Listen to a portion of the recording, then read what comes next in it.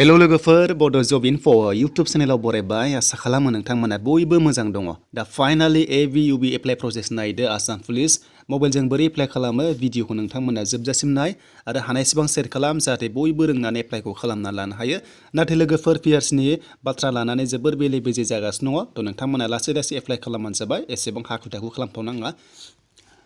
दायो लोगोफोर state गभर्नमेन्टआनो पिआरसि issue खालामाखै थ' पिआरसि इस्यु खालामोमोन 2008-9 आव नाथाय बेनिफ्राय बन्द जानानै दासिमबो पिआरसि इस्यु खालामा पिआरसिखौ ओरैबायदि इस्यु खालामो जेब्ला नोंथाङा साख्रि जायो एपइन्टमेन्ट मोनो अब्लासो पिआरसि इस्यु खालामो दा लोगोफोर बेखायनो नोंथांमोना टेनसन लानांगौ गैया आरो पिआरसि गैयाबा एप्लाइ जायाबा अल आसाम रावबो एप्लाइ खालामनो हाया मानोना लोगोफोर पिआरसि होनाया सिगाङाव सोदोंमोन आरो बिथांमोना जायफ्रा पिआरसि मोनदोंमोन रावबो डेट अफ बार्थआ गोरोबला एबा इलिजिबल जाला थ' टेनसन लानांगौ गैया दानिया जोङो अनलाइन एप्लिकेसन पर्टेलाव थुना होनोसै दा बे थुनाय लोगो लोगो जोंहा अपेन जासिगोन बिनिफ्राय माखासे स्टेप्स नोंथांमोना मिथिखाबाय दाखालि एसआइनि भिडिअ होखांखाबाय आङो दा फार्स्टआव जोङो रेजिस्टार खालामनांगोन बिनिफ्राय जोङो आइडि मोनोब्लासो लगइन खालामनानै जोङो एप्लाइखौ खालामनो हायो आरो बे लगइन खालामनाय लोगो लोगो नोंनि फरायनायनि सायाव नोङो मा पस्टआव इलिजिबल जादों बेयावनो गासैबो शो जागोन आरो एप्लाइ ओंखारगोन अब्ला नोंथांमोना एप्लाइ खालामदो बेनिफ्राय डाउनलड एक्न'लेजमेन्ट बेनिफ्राय नोंथांमोना लानो हागोन आरो देनां एडमिट कार्ड डाउनलड खालामनानै लानो हागोन दा नोंथांमोना गाहायाव एप्लाइ अनलाइनाव थुना होदो दा माखासे इनस्ट्राक्शन्स दङ नोंथांमोना बेखौ फल' खालाम आरो जाहाथे नोंथांमोना मोजां बुजियो दा जोङो थुबाय गाहायाव थुनाय लोगो लोगो एप्लाइ थुनाय लोगो लोगो जोंहा बेयाव मोननै अपसन मोनग्रोयो बे जाबाय लगइन आरो मोनसेया जाबाय रेजिस्टार दा गोदानफ्रा रेजिस्टाराव थुना होदो दा जोङो रेजिस्टाराव थुनाय लोगो लोगो फट' फैबाय दा फट'आ नोंथांमोननिया 1 जुलाइ 2021 नि उनावहाय खेबनाय जानांगौ आरो किबिया 450 सिम नोंथांमोना आपल'ड खालाम बेकग्राउन्डआहाय गुफुर कालार जानांगोन लेटेस्ट जानांगोन बेनिफ्राय साइन थ' नोंथांमोना साइनखौ ब्लेकजों हो साबसिन जायो आरो व्हाइट पेपाराव स्केन खालामनानै आपल'ड खालाम मेक्सिमाम फाइल साइजआ 100 KB खालामनांगौ थ' बेखौ गोसोआव लादो दानिया नाम्बार 3 आव डकुमेन्ट्सआवनो गोबां गोनो गोथो जागासिनो दङ नोंथाङा ग्रेजुवेट बा गासैखौबो होजोबनांगोन ओइचएस एलसिनिफ्राय लानानै आरो ओइचएस बा ओइचएसखौ होजोबनांगोन बेनिफ्राय 10 पासल'बा नोंथांमोना 10 पासनिखौ होजोबनांगोन मार्कशीट आरो सार्टिफिकेट अके थ' बे क्लियार जाबाय दानिया एमप्लयमेन्ट एक्सचेन्ज रेजिस्ट्रेसन सार्टिफिकेट बेखौ नांथारगौ नाम्बारखौ बे गैयाबा एप्लाइ जाया बेनिफ्राय पिआरसि दा आं नोंथांमोननि सिगाङाव खिथाखाबाय आसाम गभर्नमेन्टआ पिआरसि इस्यु खालामला जब मोनखांनायनि उनावसो एपइन्टमेन्ट मोननायनि उनावसो पिआरसि इस्यु खालामो दा बेबायदि सिस्टेमाव लाङोबा गासैबो एप्लाइखौ खालामनो हाया लोगोफोर बेवहाय 100% गासैबो एप्लाइ खालामनो हाया आरो पिआरसि मोनसे कन्डिसनाव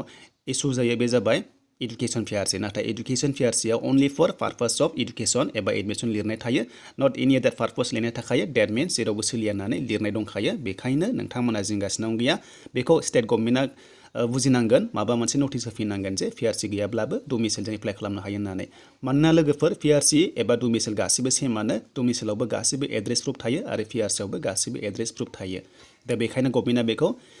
माखासे आपडेट होफिननांगोन जाहाथे बयबो एप्लाइ खालामनो हाफिनो मानोना जों बयबो इलिजिबल जानाय नङा जुदि पिआरसि लामारोबा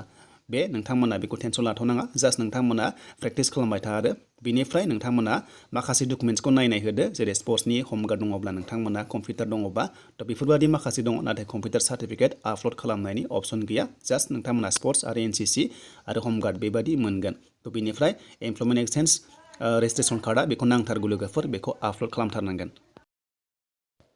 स' दानिया जों फैबाय गासिबो बेयाव प्रसेसआव फैनोसै नोंनि name father's name mother's name phone number and employment exchange number आं बुंदोंमोन ना बेखौ नांथारगौ स' नोंथांमोना बेखौ मोजां फिल खालामदो बेनिफ्राय हाइस्ट क्वालिफिकेसन नोंथाङा बेसेबां फरायनाय नोङो बेसेबां फरायनाय नोंथांमोना होदो बिनि एगेन्स्टआवनो पस्टआ इलिजिबल जागोन आरो नोंथाङा एप्लाइखौ खालामनानै लानो हागोन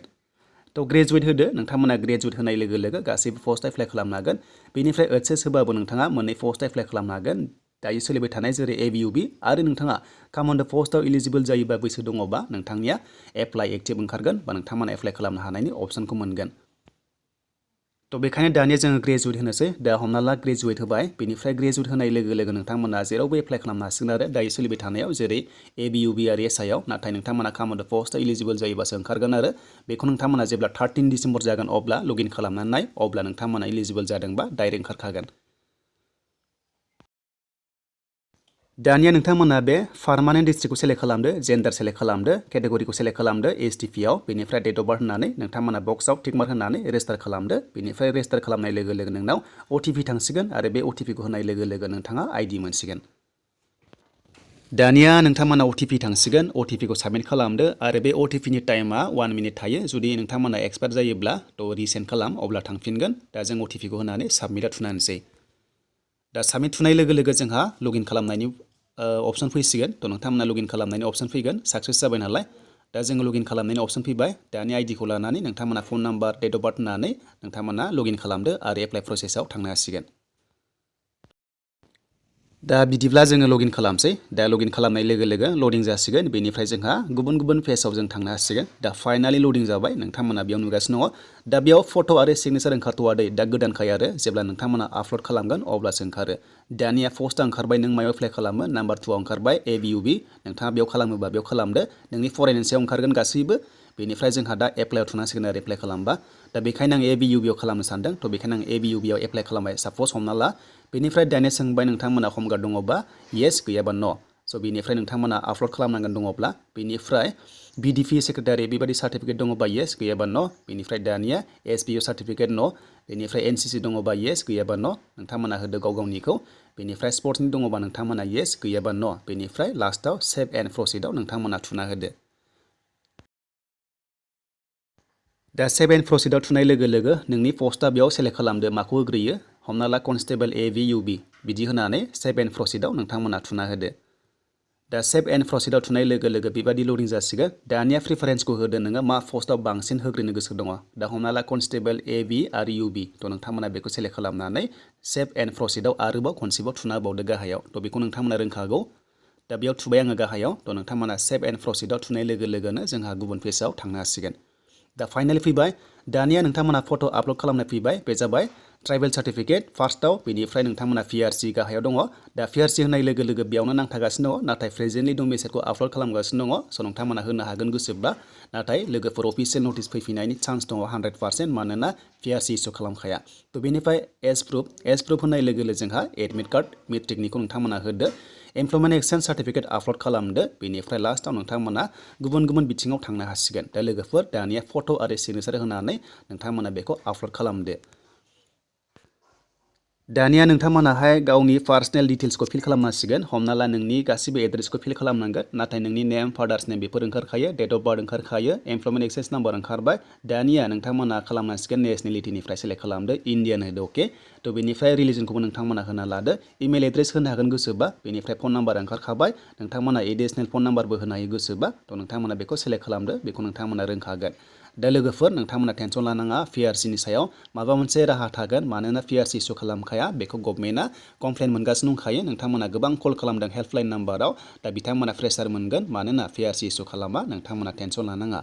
थ' बेनिफ्राय पुलिस स्टेसन सेलेक्ट खालामदो पिन कड होदो बेनिफ्राय नोंथांमोननि प्रेजेन्ट आरो पारमानेन्ट एड्रेसा नोंथांमोना सेमबा थ' नोंथांमोना सेम एज पारमानेन्ट एड्रेसाव थुना हो अब्लानो गोजौनि एड्रेसा गाहायाव फैगोन नोंथांमोना भिलेजखौ लिरबानो जाबाय पस्ट अफिस लिरबानो जाबाय थ' नोंथांमोना होनानै सेभ एन्ड प्रसिडआव थुना होदो गाहायाव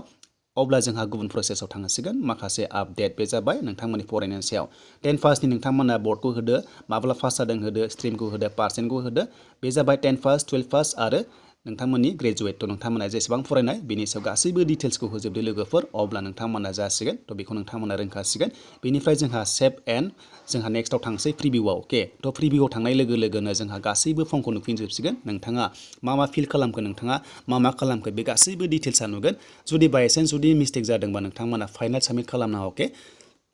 थ' फाइनाल साबमिट खालामबा नोंथांमोना एडिट खालामनो हानाय नङा दानिया बेखायनो जों प्रिभिउ नायबाय दा प्रिभिउआव नोंनि गासैबो डिटेल्सआ ओंखारजोबो आरो दा नों मा पस्ट एप्लाइ खालामखो मा फिल खालामखो गासैबो ओंखारजोबगोन जेब्ला नोङो गासैखौबो अके मोनबाय अब्लासो नोंथांमोना साबमिट खालामबानो जाबाय आरो दा बेनोमोन लोगोफोर नोंथांमोना गाहायाव मोनसे कनफार्म मोनगोन दा बेयाव होनाय लोगो लोगोनो बियो फाइनाल साबमिट जागोन नोंथांमोना एडिट खालामनो हानाय नङा अके थ' बेखायनो खालामथावनाङा जायफ्रा प्रेक्टिस खालामदों दा लोगोफोर PRC होनाय लोगो लोगो थ' PRCआव ओरैबायदि जागोन जे आसाम गभर्नमेन्टआथ' दायो PRC इस्यु खालामखाया नालाय दा जुदि PRC इस्यु खालामोबा टाइमा हास्लाबा बयबो मानोना लाख केन्डिडेट्स दङ थ' बिथांमोना प्रेसार मोनगोन मानोना लोगोफोर अफिसियेलि खामा माब्लाबा थाब जायो माब्लाबा थाब जाया बेखायनो नोंथांमोननि थाखाय डमिसाइल अपसन फैखागोन 100% थ' आसा खालामो नोंथांमोना मोजाङै एप्लाइ खालामनो हागोन जुदि बायचान्स जुदि PRCनि थाखाय जुदि थालाङोबा अब्ला बयबो थालांगोन मानोना PRC इस्यु खालामनायानो गोबां बोसोर जाखाबाय बन्द' जानाया अब्ला बोरै PRC इस्यु खालाम नङा होमबा थ' बेखायनो नोंथांमोना जिंगासिनांगौ गैया नोंथांमोना फुल प्रेक्टिस खालाम आसा खालामो नोंथांमोना मोजां पास खालामनो हागोन दानिया लोगोफोर नोंथांमोना भिडिअ नायनानै मोजां मोनदोंबा लाइक कमेन्ट शेयार आरो नोंथाङा चेनेलाव गोदानै फैदोंबा साबस्क्राइब खालामदो बड' जब इनफो इउटुब चेनेलाव